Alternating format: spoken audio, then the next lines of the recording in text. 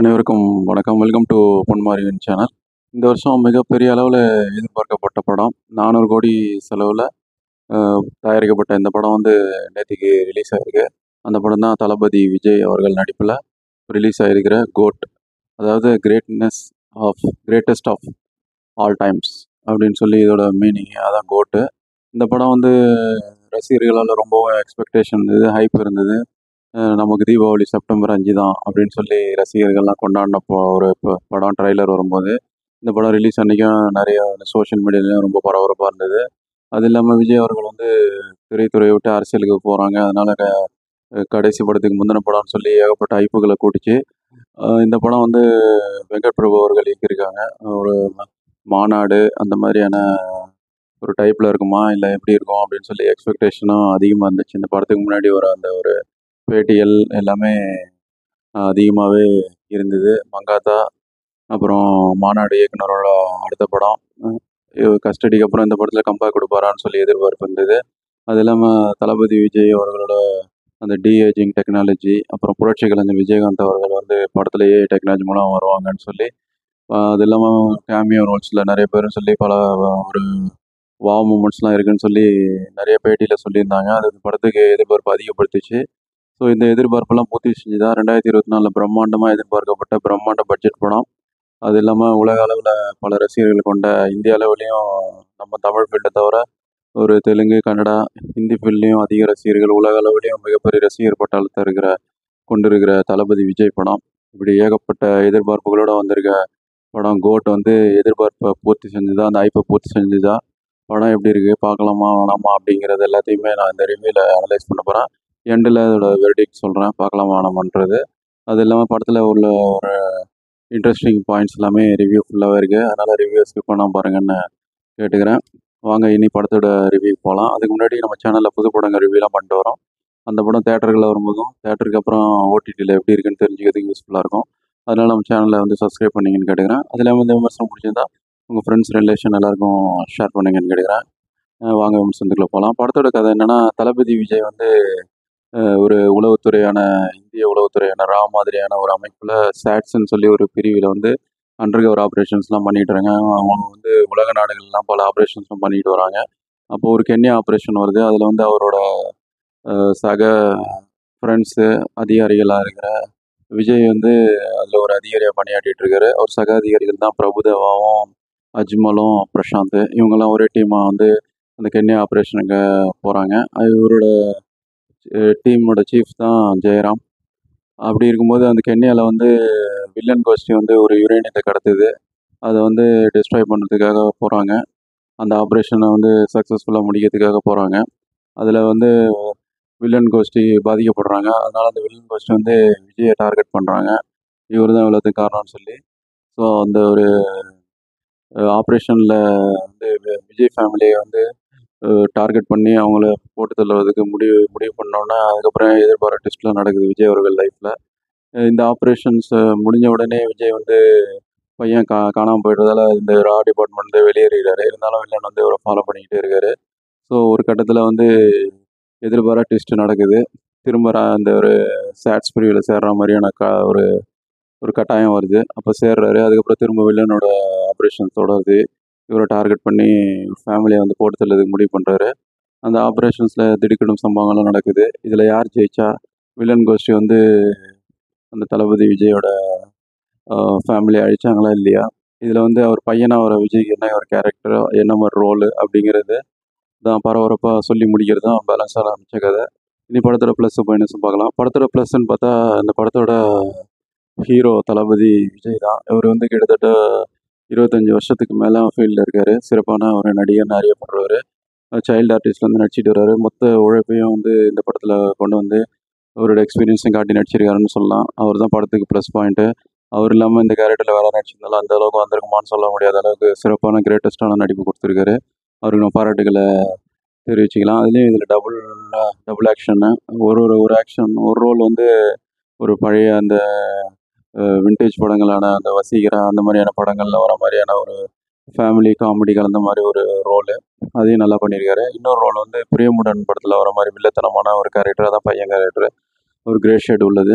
2மே டிஃபரன்ஷியேட் பண்ணி ஒரு கிளைமேக்ஸ் டயத்தில் வந்து 2மே வேற வேற நடிச்சிருக்காங்களா அப்படின்னு கேட்கக்கூடிய அளவில் சிறப்பான பெர்ஃபார்மன்ஸ் கொடுத்துருக்காரு. அவரோட ஸ்கோப்பை வந்து நல்லாவே பண்ணியிருக்காரு. அவருக்கு நம்ம பாராட்டுகளை தெரிவிச்சுக்கலாம். அவர் இன்னும் படங்கள் நிறைய நடிக்கலான்றது ரசிகர்களோட கோரிக்கையும் பொதுவான ஜனங்களோட கோரிக்கையும் இந்த படத்தில் அது மாதிரி தான் ஒரு எதிர்பார்ப்பை ஏற்படுத்தியிருக்காருன்னு சொல்லலாம். அது இல்லாமல் படத்தில் வந்து அவருக்கு ஜோடியாக வர ஸ்னேகா, அவங்களும் கேரக்டர் வந்து உணர்ந்து பண்ணியிருக்காங்க. நல்லாவே எமோஷன்ஸ்லாம் கனெக்ட் ஆகுது, நல்லா பண்ணியிருக்காங்க. அது இல்லாமல் இன்னொரு சின்ன பையன் விஜய்க்கு ஜோடியாக வந்து சில காட்சிகள்லேயே வந்தாங்க மீனாட்சி சௌத்ரி. அவங்க வந்து கொஞ்சம் சீன் தான் வராங்க. ஓரளவுக்கு ஓகேன்னு சொல்கிற மாதிரி தான், ரொம்ப சீன்ஸ் வச்சுருக்கலாம் சொல்லக்கூடிய அளவில் இருக்குது.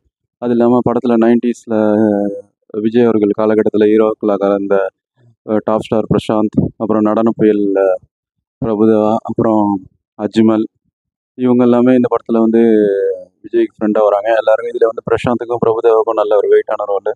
படம் ஃபுல்லாக ட்ராவல் ஆகுறாங்க. அதில் வந்து சில ட்விஸ்ட்டுங்களும் அவங்களால வருது. நல்ல எதிர்பாராத ட்விஸ்ட்டாக இருக்கும். படம் பாருங்க உங்களுக்கே தெரியும். இப்போ சொன்ன ரிவீல் ஆகிடும். ஸோ இது ஸ்பாயர் இல்லாமல் சொல்கிறது தான் ட்ரை பண்ணிக்கிட்டு இருக்கேன்.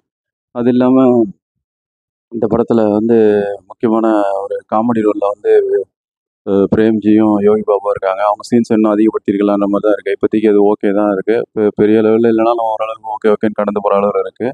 மற்றபடி படத்தில் வந்து ஒரு அது என்னென்னா, பல படங்களோட அந்த ஒரு ஹிட்டான டைலாக்கோட ரெஃபரன்ஸு, அது இல்லாமல் எஸ்கேவோட கேமியோ, அது இல்லாமல் தல ரெஃபரன்ஸு, கிளைமேக்ஸில் வந்து இந்த சிஎஸ்கே மேட்சை வந்து ஒரு ஃபைட்டுக்கான ஒரு இதாக மேட்ச் பண்ணது எல்லாமே விபியோட வந்து ஒரு டேலண்டான விஷயங்கள்லாம் இந்த படத்தில் வந்திருக்கு. அது சிறப்பாகவே இருக்குது. ஓரளவு ஒரு வந்து டெக்னாலஜிக்காகவும் நல்லாவே பண்ணியிருக்காரு இந்த படத்தை. அவருக்கு நம்ம இயக்குனருக்கு பாராட்டுகளை தெரிவிச்சுக்கலாம். வெங்கட் பிரபு அவர்களுக்கு ஓரளவுக்கு படத்தை வந்து தேத்திட்டாருன்னு சொல்லலாம். அது இல்லாமல் படத்தில் வந்து மைக் மோகன் வந்து வில்லன் கேரக்டர் பண்ணிக்க ஓரளவுக்கு அவர் ஜஸ்டிஃபை பண்ணிட்டாருன்னு சொல்லலாம். ஒரு கேரக்டர் இன்னும் நல்லா எழுதிக்கலாம்னு சொல்லக்கூடிய அளவில் தான் இருக்குது. அது இல்லாமல் இப்போ விபி அவர்களோட ஆஸ்தான நடிகர்கள் வைபவ், அது மாதிரியான சில நடிகர்களும் படத்தில் இருக்காங்க. அவங்க கொடுத்த ரோல் அவங்க வந்து சிறப்பாகவே பண்ணிட்டாங்க.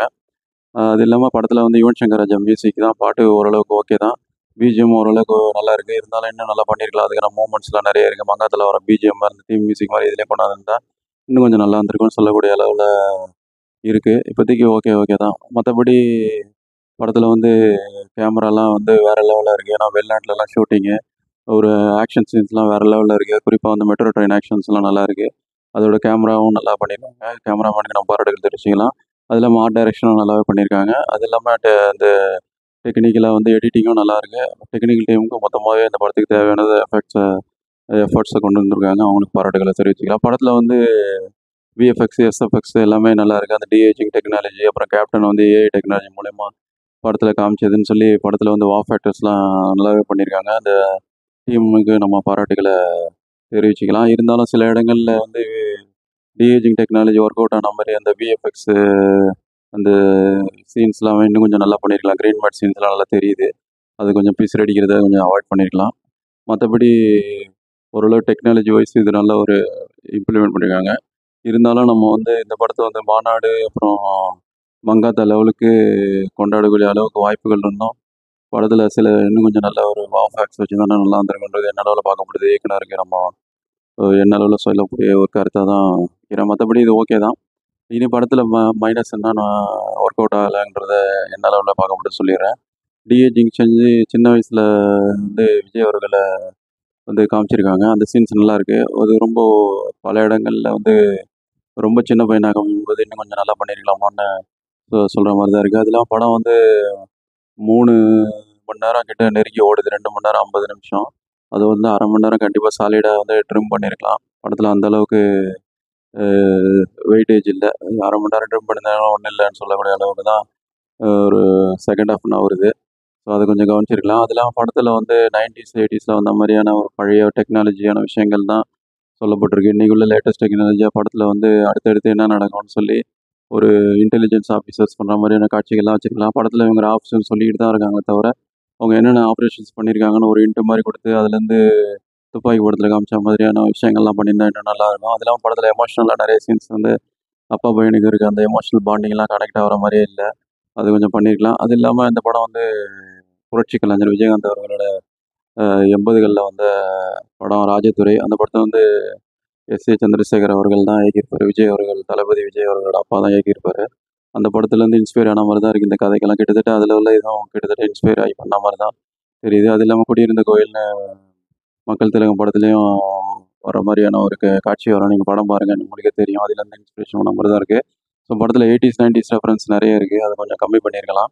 இன்றைக்கி உள்ள லேட்டஸ்ட் விஷயங்கள்லாம் கொஞ்சம் யோசிச்சு பண்ணியிருந்தா இன்னும் கொஞ்சம் நல்லா யூஸ்ஃபுல்லாக இருந்திருக்கலான்றது என்னோட அபிப்பிராயம். மொத்தத்தில் இந்த படம் எப்படி இருக்குன்னா, ஃபேமிலியோட ஒரு ஒன் டைம் பார்க்கக்கூடிய ஒரு தியேட்டரிக்கல் வாட்ச் தான் இது.